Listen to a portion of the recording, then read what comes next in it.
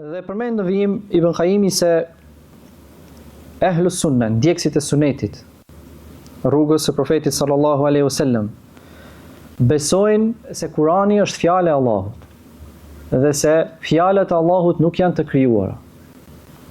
Ka pasur prej disa sekteve devijuara që vazhdojnë edhe sot, disa prej tyre të besojnë se Kurani është i krijuar.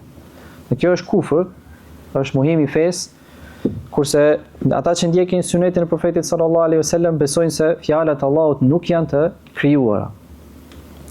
Dhe një prej argumenteve që i kanë përdorur kundër Mu'tazilive dhe sekteve të tjera, duke parashtruar atyre si argumentet që fjalët e Allahut nuk janë të krijuara, është kjo sure.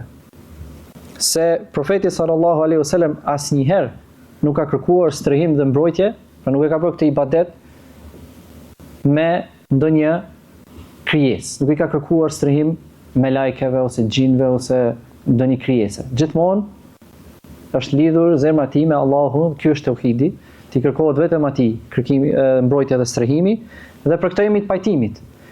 Pra përderisa ai asnjëherë asnjë krijesë nuk i ka kërkuar ndihmë, asnjë krijesë nuk i ka kërkuar strehim dhe mbrojtje, atëherë kuptojmë që kjo sure nuk është krijesë. Pra Kurani nuk është krijesë. Qul a'udhu bi rabbil falaq, qul a'udhu bi rabbin nas, janë fjalë të Allahut. Kështu i kanë zbritur dhe kështu i ka thënë profeti sallallahu alaihi wasallam se janë fjalë të Allahut. Gjithashtu edhe lutjet e tjera ka thënë, për shembull ka thënë a'udhu bi kalimati llahi tammati. E ka përdorur profeti sallallahu alaihi wasallam si lutje për kërkim mbrojtje.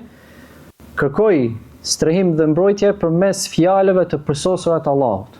Përmes fjalëve të përsosura të Allahut. Fjalët të përsosura të Allahut nuk janë të krijuara. Përndryshe do kishte qenë ndaluar të kërkosh ndihmë dhe strehim të krijesat.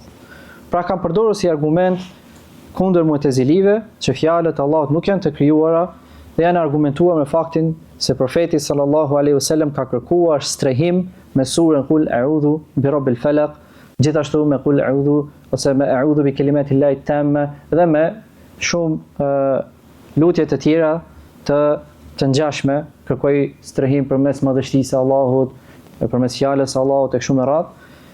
Dhe dihet se ai kur nuk ka kërkuar ndihmë, kur nuk ka kërkuar strehim nga ndonjë krijesë.